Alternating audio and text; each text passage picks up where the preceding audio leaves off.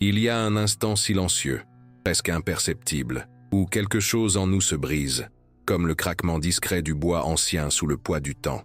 C'est l'instant où notre regard se tourne vers l'intérieur et réalise, avec étonnement et une légère peur, que peut-être toute l'architecture du moi reposait sur des fondations fragiles. Cet instant que peu osent affronter marque le début d'un voyage intérieur, et c'est de là que naît le véritable élan de connaissance de soi. Le monde appelle solitude ce qui est en vérité un retour au centre. Le bruit extérieur cesse, et soudain, le silence devient assourdissant. C'est dans cet abîme serein que l'esprit commence à se mouvoir avec une gravité nouvelle. Carl Jung disait que ce que nous nions en nous ne disparaît pas. Il se cache simplement dans l'ombre, attendant d'être vu. Et lorsque les êtres humains, las de garder leur masque, commencent à se replier sur eux-mêmes, ce n'est pas l'isolement qui les attire, mais l'appel de ces ombres qui réclament reconnaissance. Le malaise face à une coexistence incessante, la lassitude face à un contact constant, ne sont pas des défauts de l'âme, ce sont des signes, le symptôme d'une conscience qui s'apprête à plonger dans ses propres profondeurs. Nous vivons à une époque qui glorifie le bruit. Être vu, être entendu, être constant, tel est le credo moderne. L'absence de mots est prise pour de la faiblesse, le silence pour de la culpabilité et le repli sur soi pour de la maladie. L'individu est poussé hors de lui-même, comme si la valeur de l'existence dépendait du nombre de voix qui l'entourent. Ainsi, épuisés, les êtres humains commencent à craindre le vide, oubliant que c'est précisément dans le vide que l'âme respire. Mais il y a un paradoxe lumineux dans cette histoire. Plus on cherche l'extérieur, plus on s'éloigne de soi-même. L'interaction constante devient une anesthésie. Le besoin de compagnie devient une échappatoire déguisée en affection. Le foyer intérieur, cet espace sacré où repose l'âme, commence à être envahi par des présences qui n'y ont pas leur place. Chaque visite, chaque conversation superficielle, chaque obligation sociale devient une petite violation du temple intérieur. Et lorsque le corps rentre chez lui, chargé du poids des heures et des sourires forcés, c'est là, entre les murs silencieux, que la véritable rencontre a lieu. Retirer les masques devient un rituel. Les expressions de la coexistence s'estompent, la voix baisse, le cœur reprend son rythme oublié. C'est à cet instant que l'on comprend. Le foyer n'est pas un abri physique, mais une représentation vivante de son propre inconscient. La chambre est le territoire des rêves, la cuisine le ventre de l'esprit, le salon l'espace du dialogue entre les voix intérieures. Chaque pièce fait écho à une part de la psyché. Lorsqu'on franchit le seuil de cet espace, on n'entre pas seulement dans une maison, on pénètre dans le territoire symbolique du soi. Ainsi, l'inconfort en présence d'autrui n'est pas simplement de la timidité, c'est la réaction du corps psychique à l'invasion d'une énergie étrangère. Jung voyait là un mouvement naturel, l'impulsion à préserver l'intégrité du soi, cette totalité qui tente de se maintenir au milieu de la dispersion du monde. Et il y a quelque chose de presque sacré dans cette préservation. Ceux qui choisissent le silence, qui refusent une exposition continue, ne fuient pas la vie, mais protègent ce qu'elle a de plus essentiel. Vous prenez soin de l'étincelle qui nourrit votre propre conscience. Chaque instant de solitude est une reconnexion avec cette étincelle, une occasion de la purifier de la poussière des masques sociaux, des rôles usés et des opinions qui nous façonnent sans que nous nous en rendions compte. Mais de quoi avons-nous peur exactement lorsque le silence approche? Est-ce l'absence des autres ou notre présence excessive? Il y a quelque chose de troublant à regarder en nous-mêmes et à réaliser tout ce que nous ignorons. Les êtres humains craignent ce qu'ils ne peuvent contrôler, et en nous réside un territoire qui échappe à toute forme de contrôle. Là résidant des pulsions, des souvenirs et des forces qui ne demandent pas la permission d'exister. La peur de la solitude est, par essence, la peur de se retrouver soi-même. Carl Jung a décrit ce voyage comme une confrontation avec l'ombre, la somme de tout ce que nous rejetons, de tout ce que nous refusons d'admettre, de tout ce que nous refoulons au plus profond de notre inconscient. Mais la rencontre avec l'ombre n'est pas une punition, c'est une initiation. C'est le début d'une véritable connaissance de soi, celle qui s'acquiert non pas par les livres ou les conversations, mais par la confrontation silencieuse avec qui nous sommes, lorsque personne d'autre ne nous regarde. Et il y a un détail que peu de gens réalisent. L'ombre n'est pas seulement le côté obscur de l'âme. Elle recèle aussi un potentiel latent, une puissance encore méconnue. Ce qui semble être une faiblesse, une fois compris, devient force. Ce qui était autrefois la peur devient clarté. Mais ce processus exige du courage. Le courage de rester en soi-même quand tout autour de nous réclame la distraction. Imaginez le monde intérieur comme une vieille maison. Pendant longtemps, vous n'avez vécu que dans la pièce principale, brillamment éclairée, grouillante de voix et de visiteurs. Les portes des autres pièces étaient verrouillées. Un jour, poussé par un malaise indescriptible, vous décidez de les explorer. En ouvrant la première porte, vous sentez l'air dense, presque palpable d'un espace oublié. Les fenêtres sont obstruées, le sol couvert de poussière. Pourtant, il y a là quelque chose. Une odeur ancienne, un souvenir qui s'éveille. La sensation est contradictoire. La peur et la curiosité se mêlent. Vous avancez, allumez une bougie, et ce que vous voyez n'est pas un monstre, mais un miroir. Dans celui-ci, votre propre visage vous observe avec une expression que vous n'avez jamais vue auparavant. C'est le premier pas vers l'éveil. Reconnaître que des parts de soi attendent d'être sauvées. Chaque souvenir refoulé, chaque émotion refoulée, chaque désir oublié, tout cela forme un cœur silencieux qui implore d'être entendu. Et lorsqu'on écoute enfin, quelque chose se réorganise en nous. Le chaos prend forme, la douleur se mue en langage.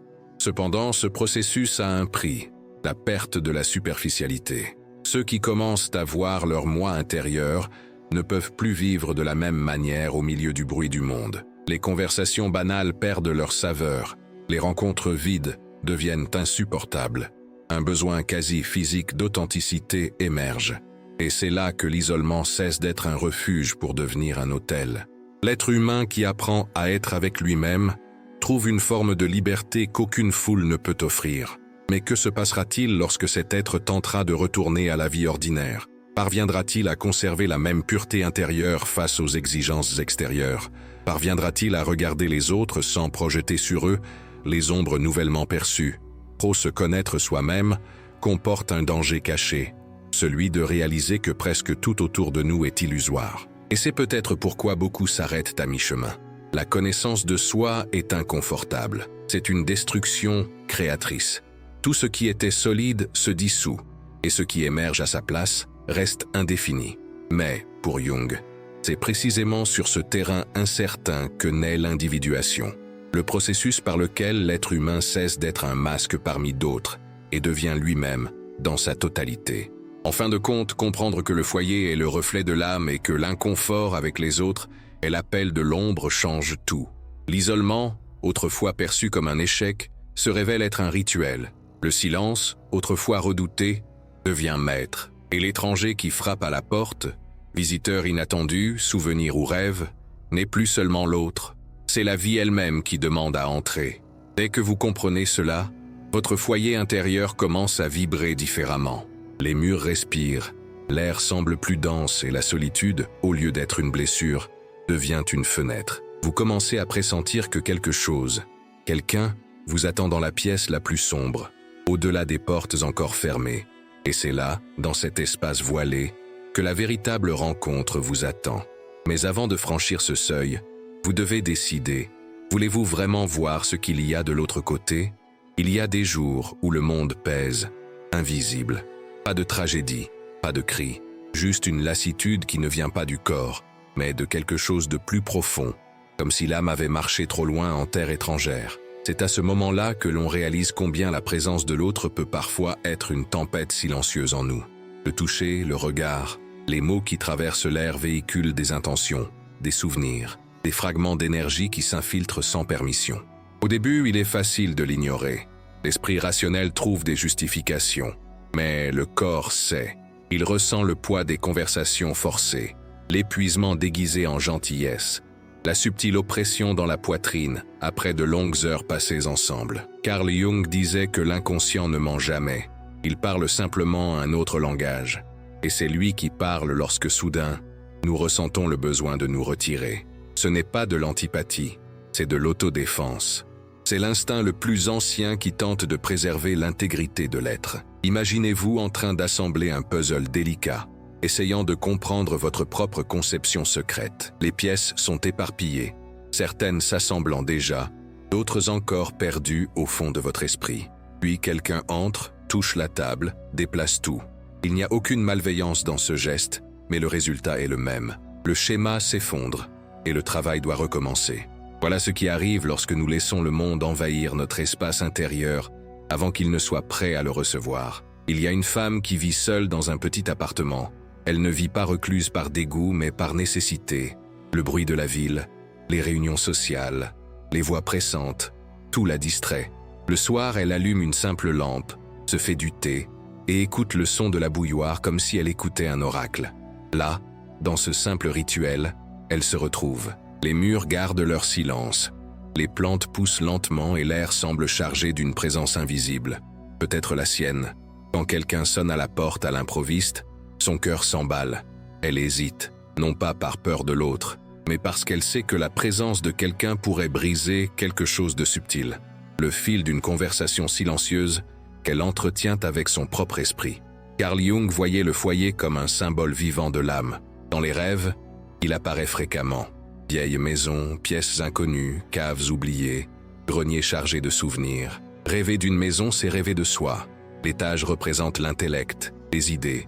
Le rez-de-chaussée, le quotidien, le sous-sol, l'inconscient, ce que nous évitons de voir. Et que se passe-t-il lorsque, à l'état éveillé, quelqu'un traverse cet espace symbolique? Lorsqu'il entre sans prévenir, ouvre des portes, déplace des objets, il réveille des parties endormies. C'est peut-être pour cela que certains visiteurs nous perturbent tant. Ils déclenchent quelque chose que nous ne voulions pas toucher. Il y avait aussi l'homme qui était toujours au centre de l'attention. Il parlait fort, riait facilement et charmait les foules. Mais à un moment donné, il commença à ressentir un vide qu'aucune compagnie ne pouvait combler. Un soir, rentrant d'une réunion, il se retrouva devant sa porte, incapable de tourner la clé. À l'intérieur, le silence l'attendait tel un miroir. Lorsqu'il entra enfin, il réalisa que tout était empreint d'une étrange absence. Le rire qui résonnait autrefois était devenu un écho lointain. Il s'assit sur le canapé et, sans savoir pourquoi, se mit à pleurer. Ce n'était pas de la tristesse, c'était de la reconnaissance. Il réalisa qu'il avait passé sa vie entière à ouvrir les portes de son âme à tous, sauf à lui-même. C'est à ce moment que l'on comprend le véritable sens de la solitude.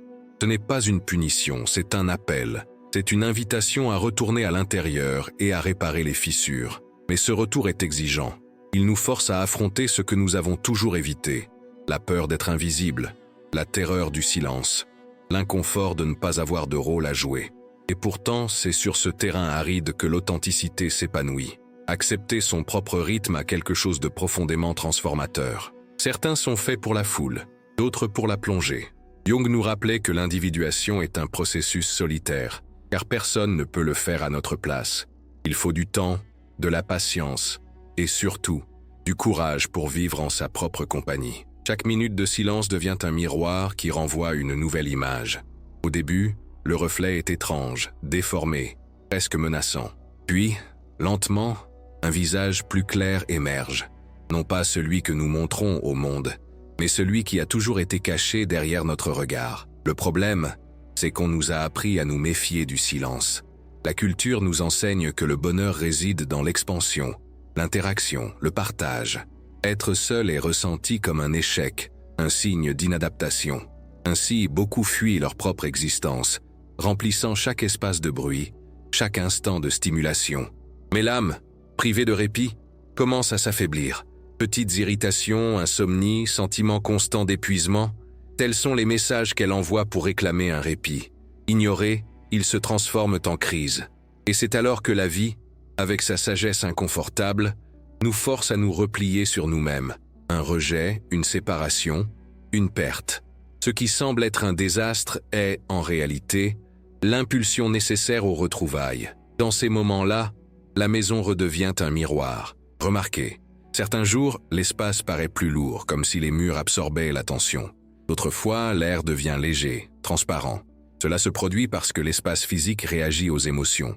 Le désordre extérieur trahit le chaos intérieur. Le nettoyage, une tentative de rétablir l'équilibre. Certaines personnes, sans s'en rendre compte, nettoient compulsivement lorsqu'elles ont besoin de réorganiser quelque chose en elles. D'autres accumulent des objets parce qu'elles ne supportent pas le vide, ni sur les étagères, ni dans leur cœur. Un après-midi, la femme de l'appartement silencieux décida d'ouvrir un vieux tiroir. À l'intérieur, elle trouva des lettres, des photos, et des mots qu'elle n'avait pas lus depuis des années.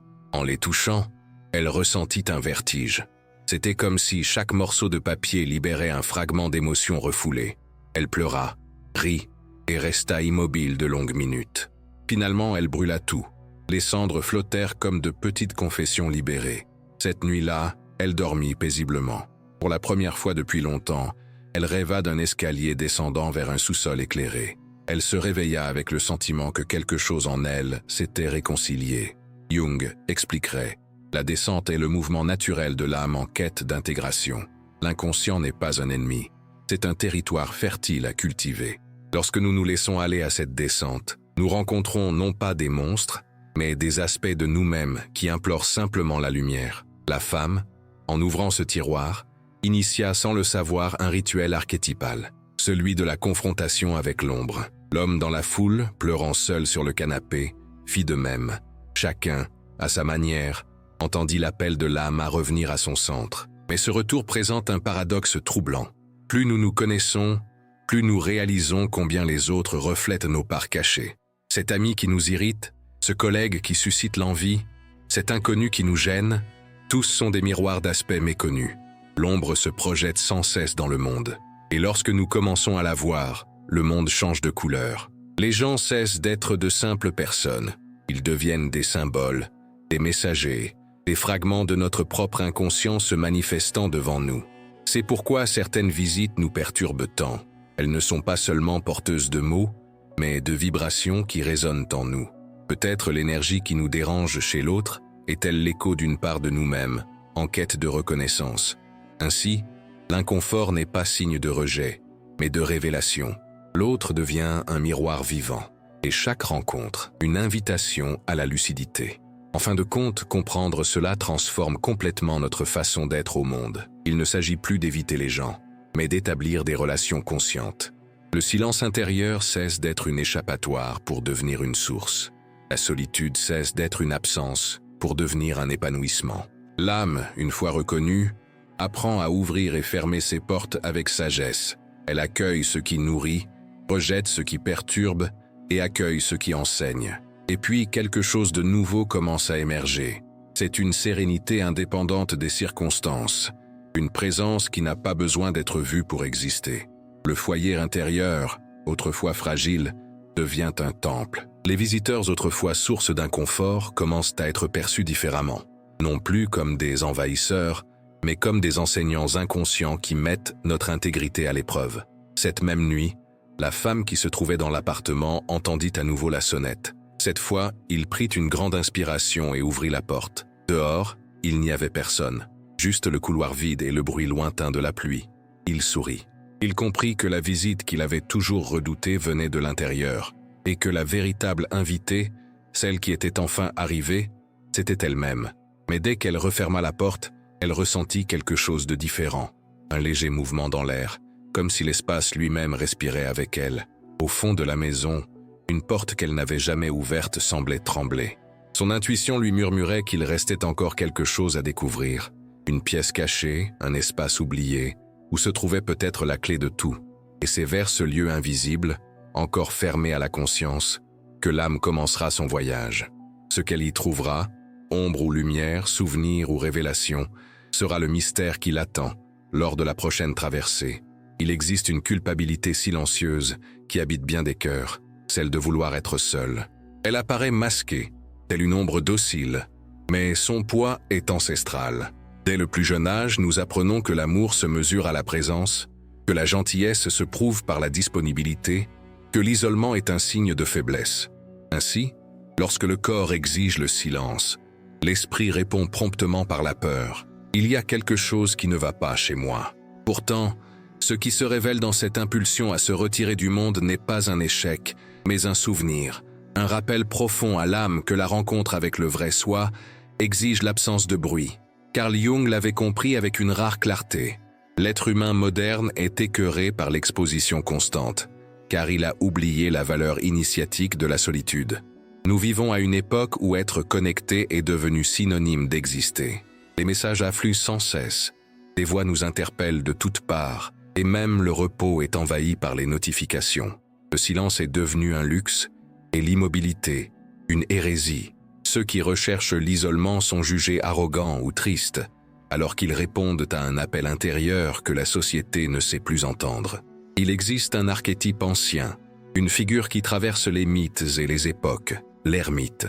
Il ne fuit pas le monde, mais l'observe de l'extérieur pour le comprendre de l'intérieur. L'ermite représente celui qui reconnaît que la sagesse naît de l'isolement, que la connaissance de soi ne s'épanouit que là où le bruit des opinions cesse. Et si ce besoin d'être seul n'était pas un défaut, mais plutôt une forme de raison?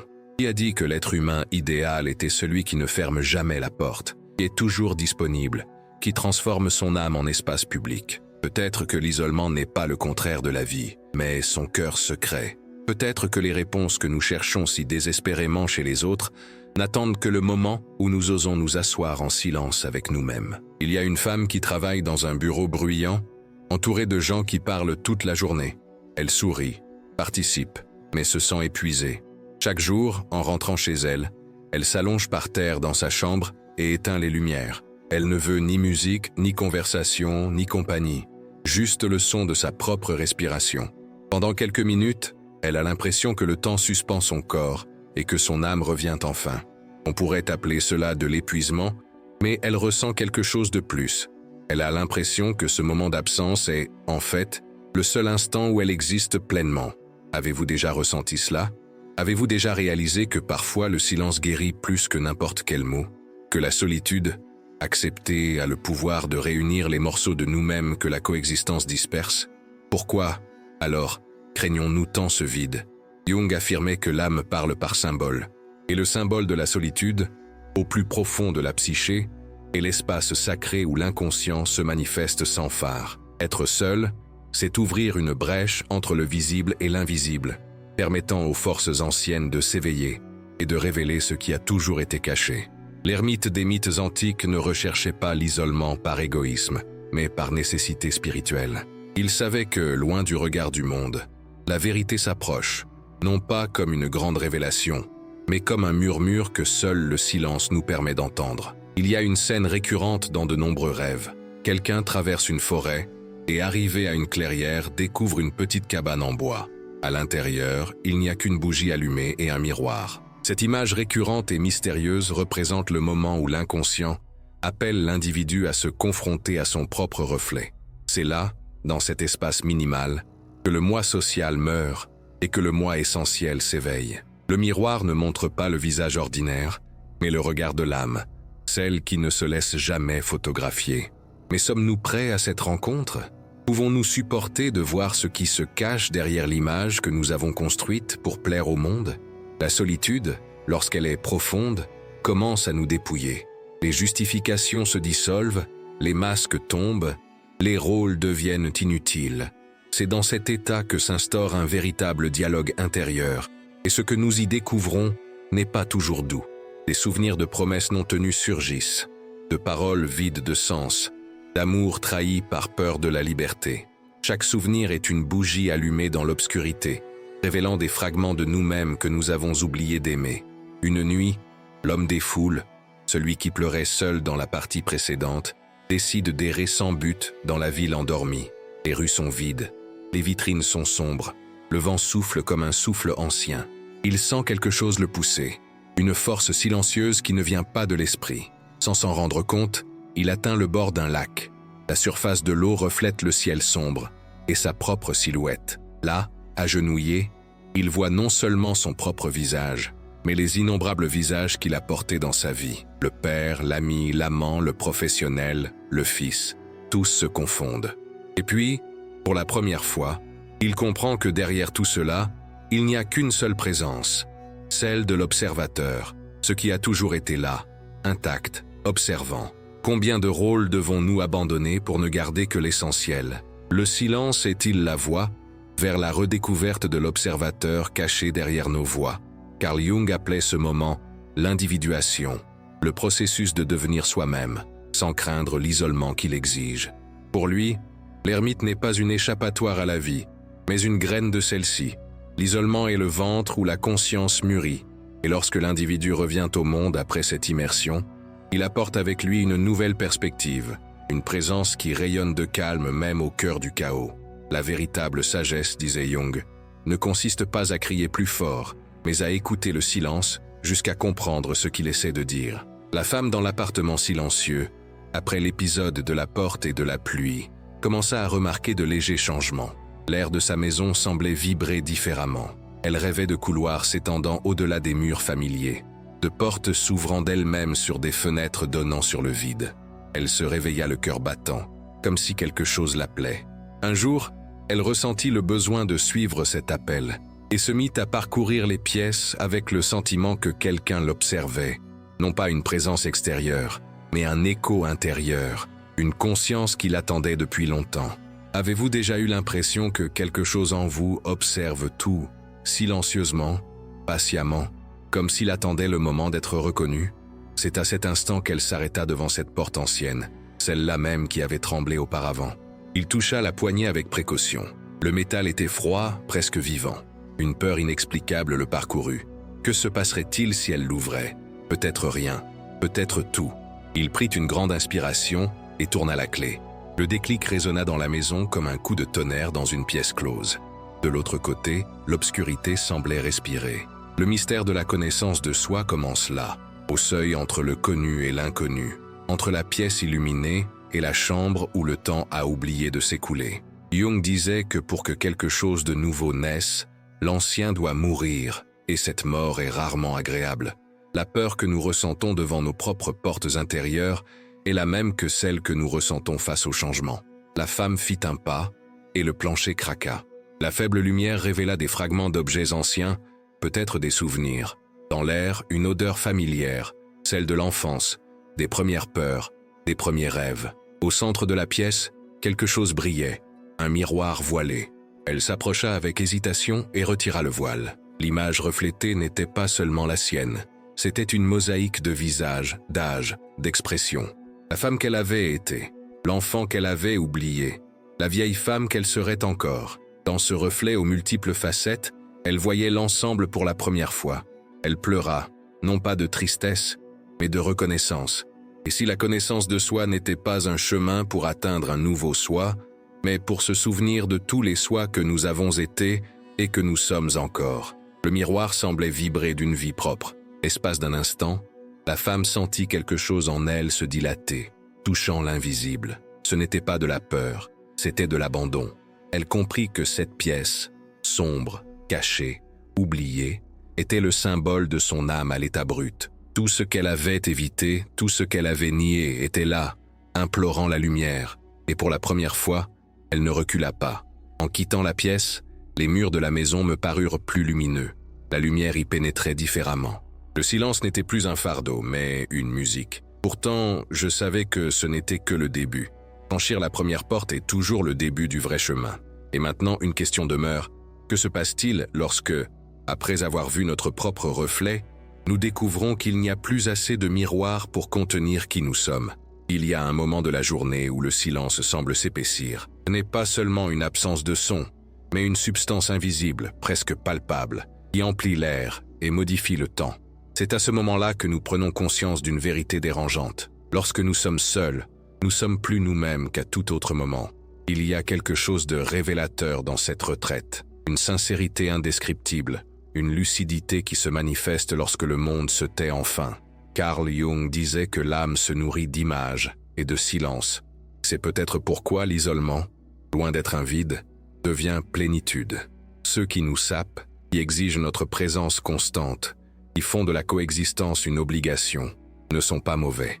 Ils dansent simplement à un rythme différent. Leurs instruments sont accordés différemment.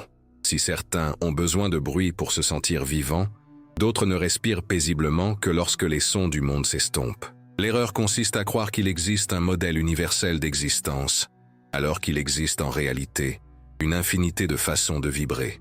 La société, obsédée par le mouvement et l'exposition, a oublié qu'il y a aussi de la beauté dans l'immobilité, que le silence est une forme de langage. Mais que se passe-t-il lorsque nous décidons d'écouter ce langage et de nous éloigner du vacarme? Le monde nous pardonnera-t-il? Ou allons-nous disparaître aux yeux de ceux qui ne voient que le bruit? Un homme d'âge mûr quitta tout pour vivre dans un chalet à la montagne. Pendant des années, on le prit pour un fou. Ses voisins murmuraient qu'il avait échappé à la réalité. Mais lorsqu'on lui rendit enfin visite, on trouva sur la table un petit carnet rempli de notes sur le vent, les phases de la lune et les cycles de l'eau. Il observait le monde, non pas pour le contrôler, mais pour le comprendre. Chaque page était une conversation silencieuse entre lui et la nature. Interrogé sur la solitude, il répondait simplement « La solitude, c'est quand l'âme est seule. Ici, je suis en compagnie. » Cette réponse est porteuse d'une profonde leçon, car le véritable isolement n'est pas l'absence de contact, mais la pleine présence à soi-même. Jung voyait ce type d'expérience comme un retour archétypal à la figure de l'ermite, celui qui se retire non par dégoût, mais par amour de la vérité intérieure. L'ermite ne rejette pas le monde, il le contemple de l'extérieur pour le voir clairement. De même que l'œil ne peut voir son propre corps sans miroir, la conscience a besoin de distance pour se comprendre elle-même. Et si le malaise que nous ressentons face à la foule n'était pas de l'aversion, mais du mal du pays? Et si, en rejetant certaines fréquentations, nous cherchions simplement à protéger ce qui reste de sacré en nous?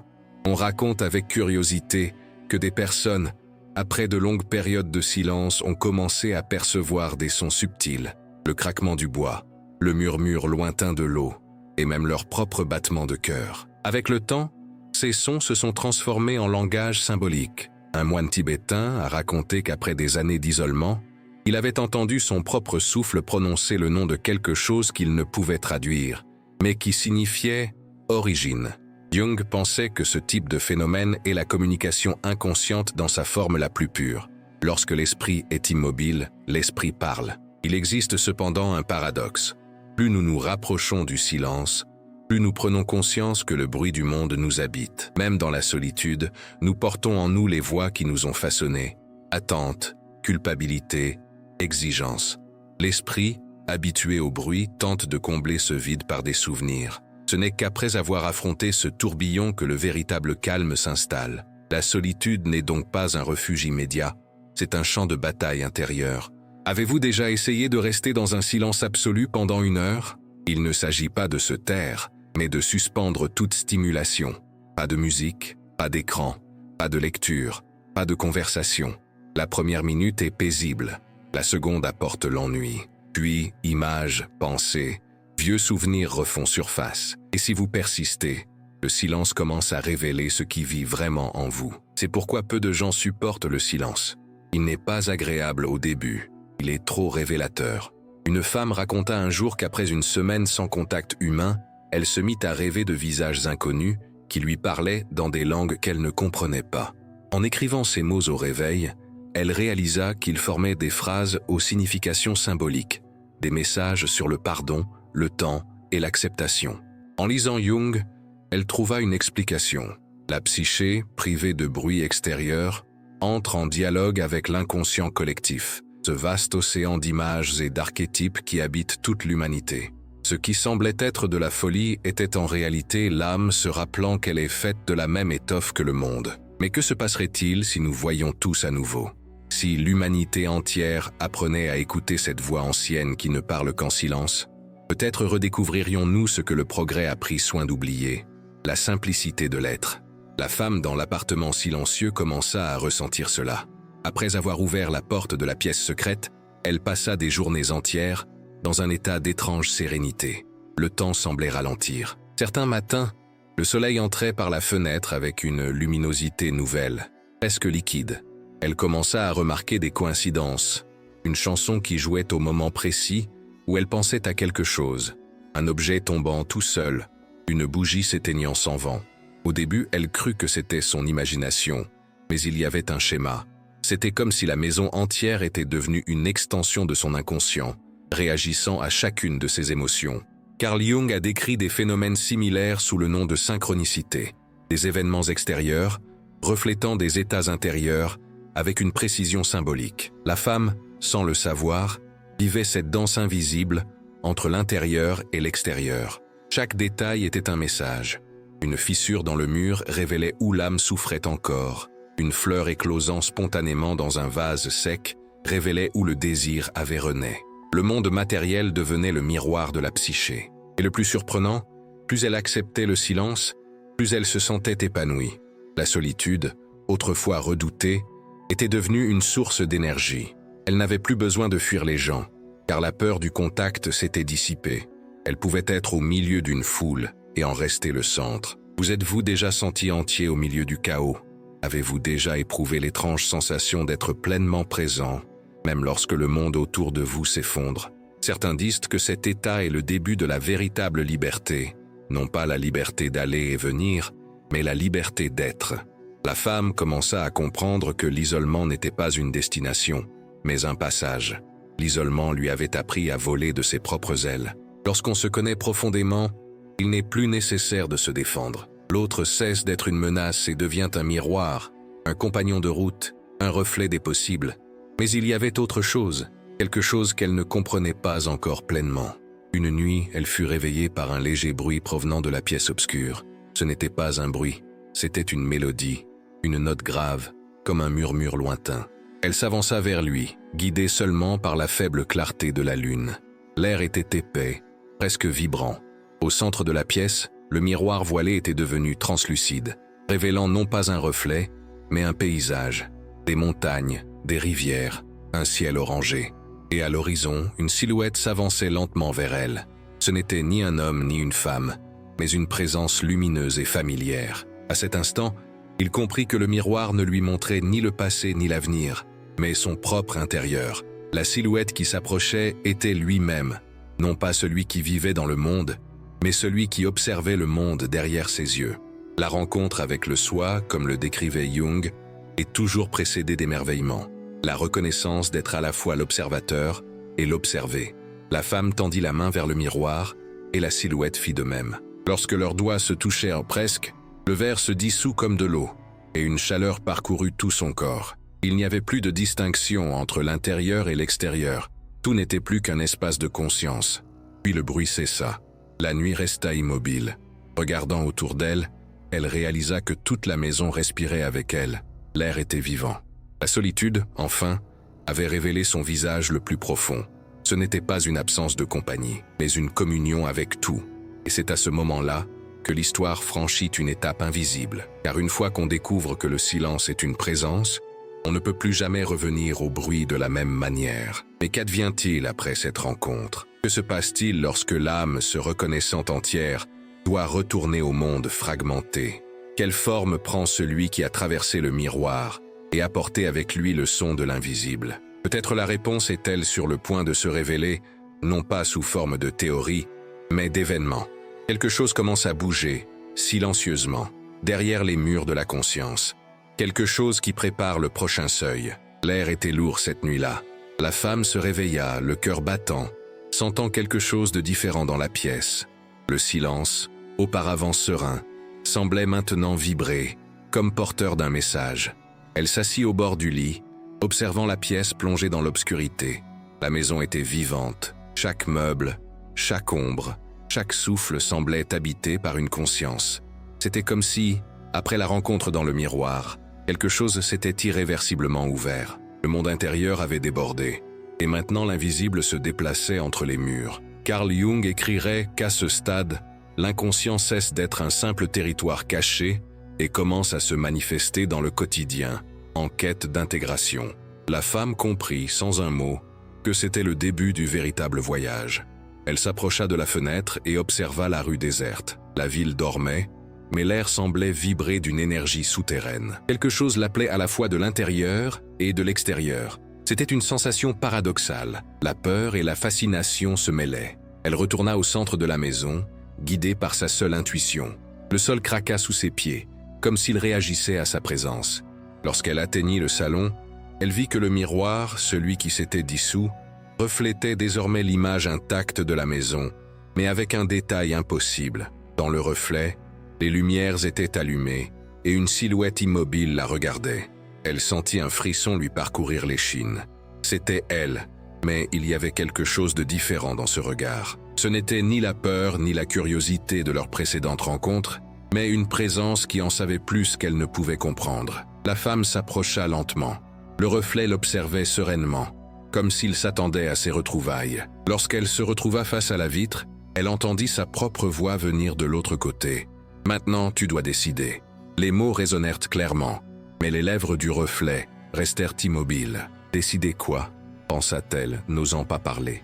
Le reflet sourit, puis la scène commença à se déformer. L'image de la maison se dissout, révélant derrière elle un paysage qui semblait surnaturel, un champ infini d'ombres et de lumière, où le ciel se confondait avec le sol en un mouvement constant.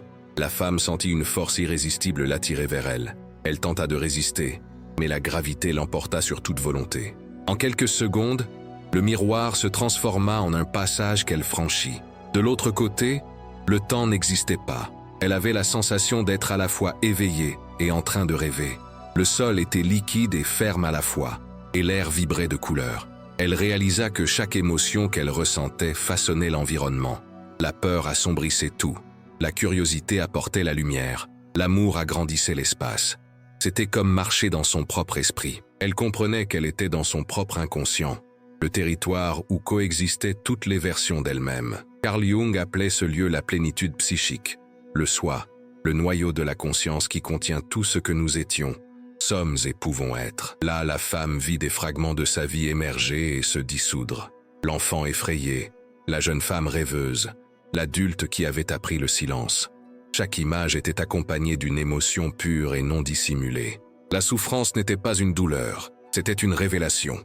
La joie n'était pas une euphorie, c'était une plénitude. Mais tout n'était pas rose. Des ombres se déplaçaient aux confins de cet espace, des formes silencieuses et denses, l'observant de leurs regards sans visage. La femme réalisa qu'elle faisait face à ce qu'elle avait toujours redouté, les parties niées, les vieilles souffrances, les sentiments refoulés. L'ombre, comme la décrivait Jung, est tout ce que nous ne parvenons pas à reconnaître en nous-mêmes. À présent, ces présences approchaient lentement. Son premier réflexe fut de fuir, mais quelque chose en elle murmura « Reste ». Elle prit une grande inspiration et resta immobile. Tandis que les ombres approchaient, elle réalisa qu'elle ne cherchait pas vraiment à l'attaquer. Chacune portait un fragment de souvenir, un mot oublié, un geste ancien. L'une portait le regard de quelqu'un qu'elle avait blessé et jamais pardonné. Une autre, le visage de la peur qui l'avait forcée à fuir l'amour. Chaque ombre s'agenouilla devant elle et, au contact de sa main, se fondit en lumière. C'est à cet instant qu'elle comprit le message du reflet. La décision était de s'accepter pleinement. Aucune partie ne pouvait être rejetée. Aucun souvenir ne pouvait rester enfermé. Tout devait revenir au centre. Mais juste au moment où elle pensait avoir tout intégré, une ombre finale apparut, plus grande, silencieuse, invisible. La présence était différente. Elle ne portait ni image, ni son, ni forme, seulement une sensation, celle du néant. La femme sentit son cœur s'emballer. C'était la peur originelle, celle de disparaître. Cette ombre ne représentait ni un traumatisme ni un souvenir. C'était la limite même de la conscience. Jung l'appellerait l'archétype de la mort symbolique, le moment où l'ego doit se dissoudre pour que le soi s'éveille pleinement. Elle ferma les yeux. Elle n'avait pas le choix. Elle fit un pas dans le vide. L'espace d'un instant, tout s'évanouit. Son corps, le temps, ses pensées. C'était comme plonger dans un silence absolu, où même elle-même cessait d'exister. Et dans ce silence, quelque chose se produisit. Une douce lumière, venue de l'intérieur, commença à se répandre. C'était une flamme sans chaleur, mais vivante, vibrante. Lorsqu'elle ouvrit les yeux, elle réalisa que le néant s'était transformé en espace. L'ombre était devenue clarté. Soudain, elle fut de retour dans la pièce. Le miroir était toujours devant elle, mais ce n'était plus que du verre. Plus de reflets, plus d'images, juste de la transparence. Son cœur battait toujours fort, son corps léger. Elle s'approcha de la fenêtre et contempla l'aube. Le ciel se teintait d'or, et pour la première fois, elle sentit le temps s'écouler en harmonie avec son âme. Le monde extérieur et le monde intérieur semblaient identiques. Jung disait que l'intégration de l'ombre est la naissance de l'individu authentique. La femme le comprenait désormais. Sa résistance aux visiteurs, son amour de la solitude, sa peur du bruit, tout cela était langage. L'âme connaissait toujours le chemin. Il lui suffisait d'écouter. Avez-vous déjà remarqué que lorsque le silence est total, il n'est pas vide, mais empli de présence, qu'il y a quelque chose en nous qui observe tout avec calme, même lorsque la vie semble tourbillonnante. Ce matin-là, elle fit quelque chose de simple. Elle ouvrit la porte et laissa entrer la lumière. Le vent apportait le parfum des arbres et le bruit lointain des enfants qui jouaient. Il n'y avait plus de conflit entre l'intérieur et l'extérieur. La solitude lui avait appris l'amour. Et l'amour, désormais, permettait la rencontre. Mais avant de partir, il jeta un nouveau coup d'œil au miroir et remarqua quelque chose de subtil. Une inscription presque invisible gravée dans le verre. Il s'approcha. Les mots semblaient s'être formés de la condensation de l'air. Il lut lentement. « Vous êtes la maison ». Il sourit. Il comprit que le voyage ne consistait pas à se retirer du monde, mais à l'habiter pleinement. Lorsqu'un être humain se reconnaît comme entier, chaque geste devient sacré. Chaque regard, une prière. Chaque silence, un pont. Pourtant, une question résonnait en lui, douce, insistante, comme un coup frappé au loin. Que se passe-t-il lorsqu'on revient de soi-même? Et cette question, comme toute bonne question, n'exigeait aucune réponse, seulement une continuité, car toute âme éveillée doit, un jour, retourner au monde, non pas pour le perdre à nouveau, mais pour l'illuminer du silence qu'elle a appris à entendre.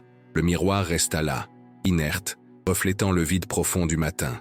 Et au centre de la maison, désormais parfaitement immobile, une dernière voix sembla résonner, sereine et profonde, comme si elle provenait des fondations mêmes.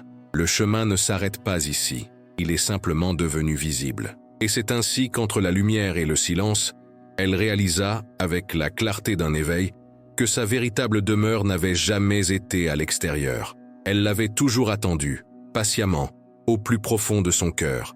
Il y a un moment, inévitable et silencieux, où tout s'harmonise. Le corps, l'esprit et ce qui sommeille en nous, au plus profond de nous-mêmes. C'est alors que le bruit du monde se dissipe enfin, et que nous nous retrouvons face à ce qui nous attend depuis toujours, la simple vérité de notre propre présence. Après tant de portes ouvertes et fermées, après tant de réflexions traversées, seul l'essentiel demeure, la rencontre avec notre âme, libérée des masques, des peurs, du besoin d'être quelqu'un pour le regard des autres.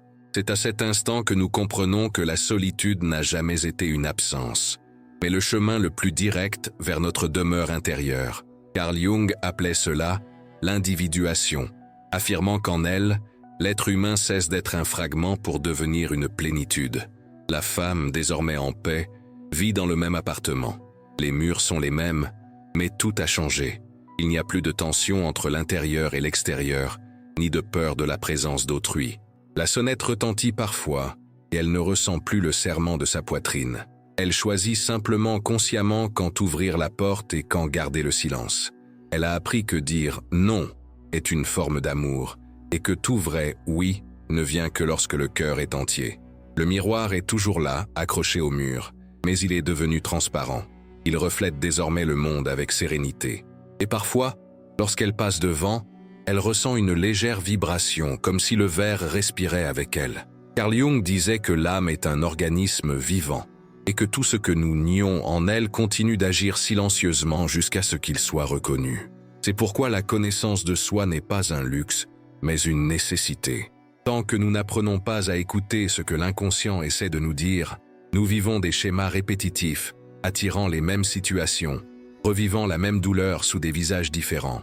Mais lorsque nous nous arrêtons enfin pour écouter, quelque chose change à la racine. La vie cesse d'être un cycle de répétition et devient une spirale de croissance. Avez-vous déjà ressenti cette différence? Avez-vous déjà remarqué ce moment où vous cessez de réagir et commencez à comprendre? C'est comme si le temps respirait soudainement avec vous. Le monde reste le même, mais votre façon de l'habiter change radicalement. Ce qui était autrefois une menace devient un symbole.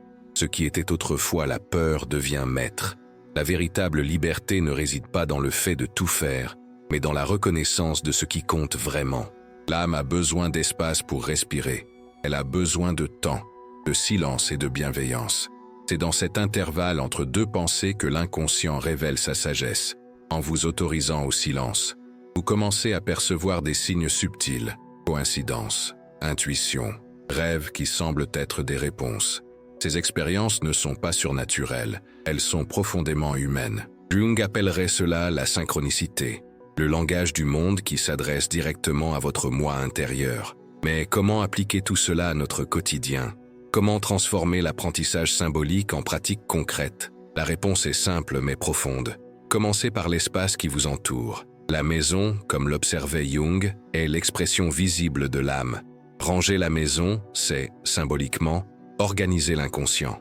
Chaque objet retenu représente un souvenir non résolu. Chaque coin poussiéreux, est une pensée que nous évitons d'affronter.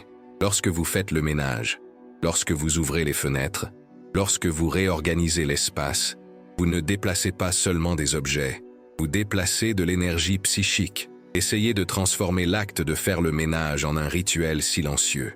Faites-le lentement, avec présence. Observez comment l'air change, comment votre esprit s'apaise, comment votre corps vous remercie. Ensuite, examinez vos relations. Tout le monde autour de vous n'est pas forcément obligé de rester. Toutes les présences ne sont pas saines. Certaines personnes apportent la lumière, d'autres éteignent le feu intérieur. Ce n'est pas égoïste de s'éloigner de ce qui vous consume, c'est respecter sa propre étincelle. Choisir le silence, parfois, c'est choisir la vie. Dire non, c'est protéger le temple que l'on a construit en soi. Et surtout, apprenez à être avec vous-même. Coupez le bruit. Asseyez-vous en silence, sans vous presser. Respirez profondément. Observez le son de votre propre corps. C'est le tournant. Le moment où vous cessez de chercher à l'extérieur ce qui a toujours été à l'intérieur. Au début, cela peut être inconfortable, comme si le vide était trop grand. Mais petit à petit, vous comprendrez que le silence n'est pas le vide. C'est la plénitude à l'état pur. Carl Jung disait que la lumière que nous cherchons n'est pas là-haut, mais dans les profondeurs. C'est en plongeant au plus profond de nous-mêmes que nous trouvons la flamme qu'aucun vent ne peut éteindre. L'ermite des récits anciens porte une lanterne, et cette lumière n'est pas empruntée. C'est la flamme de la compréhension elle-même, allumée dans le cœur. Cette même lumière existe en vous. Chaque fois que vous fermez les yeux et écoutez ce que dit le silence, elle s'intensifie. Chaque fois que vous choisissez la vérité plutôt que les apparences, elle brille un peu plus fort. Nul besoin de vous isoler du monde. Apprenez simplement à vous tourner vers vous-même sans crainte. L'équilibre s'installe lorsque l'intérieur et l'extérieur apprennent à dialoguer. Lorsqu'on se connaît profondément, l'autre cesse d'être une menace et devient une extension du même mystère. La solitude devient alors une source, et la rencontre avec autrui cesse d'être une nécessité pour devenir une célébration. Imaginez maintenant ce qui se passerait si davantage de gens découvraient cela, si chacun apprenait à protéger son espace intérieur, à écouter le silence avant de réagir, à reconnaître le sacré dans la pause. Peut-être le monde deviendrait-il un peu plus calme, plus raisonnable, plus humain.